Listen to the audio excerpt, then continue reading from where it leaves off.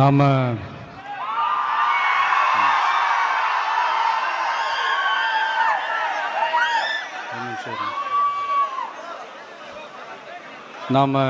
அரசியலுக்கு வந்ததிலிருந்தே நம்மளை பற்றி நிறையா சில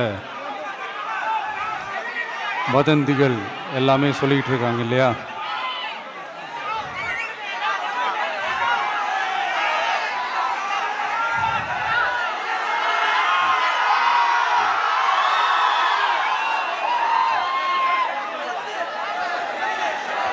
ஒரு சின்ன விஷயம் நான் சொல்லிட்டு போயிடுறேன், கொஞ்சம் சைலண்ட்டாக இருங்க ப்ளீஸ். நாம் அரசியலுக்கு வந்ததிலிருந்தே நம்மளை பற்றி நிறையா சில வதந்திகள், அந்த டீம் இந்த டீம் அப்படிலாம் சொல்லிக்கிட்டு இருக்காங்க இல்லையா? ஆனால் இவர் எந்த டீமும் கிடையாது, மக்களுடைய டீம், பீப்புள்ஸ் டீம் அப்படின்னு எல்லாருக்கும் தெரிஞ்சதுக்கப்புறம் வேற என்ன அவதூறு பரப்பலாம் இவர் மேலே அப்படின்ட்டு ட்ரை பண்ணி எல்லாமே அவங்களுக்கு ஒர்க் அவுட் ஆகலை.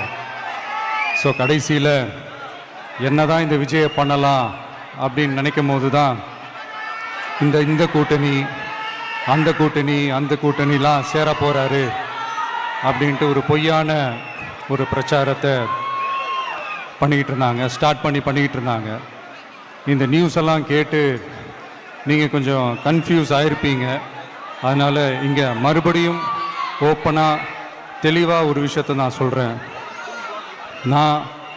நாங்கள் எப்பவுமே மதச்சார்பற்ற கொள்கைன்றதில், அந்த ஸ்டாண்ட்லேயோ, மதச்சார்பற்ற சமூக நீதின்ற அந்த நிலைப்பாட்டிலையோ எப்பவுமே சமரசம் வச்சுக்கவே மாட்டோம்.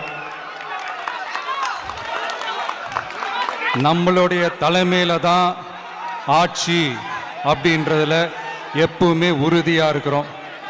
நம்மளுடைய முதல் மாநாட்டில் கூட நான் சொன்ன மாதிரி அரசியலில் யாருக்காகவும் எதுக்காகவும் எந்த விதமான ஒரு சமரசமும் நாம் வச்சுக்க போகிறதே எல்லாம் அந்த பேச்சுவார்த்தையே கிடையாது. சரிங்களா? அதனால் யார் என்ன அவதூறு பரப்புனாலும் தயவு செஞ்சு அதை நம்பாதீங்க. எல்லாம் வல்ல இறைவனின் அருளால் நாம் நினைச்ச டார்கெட்டை நம்மளால நிச்சயமா அடைய முடியும்.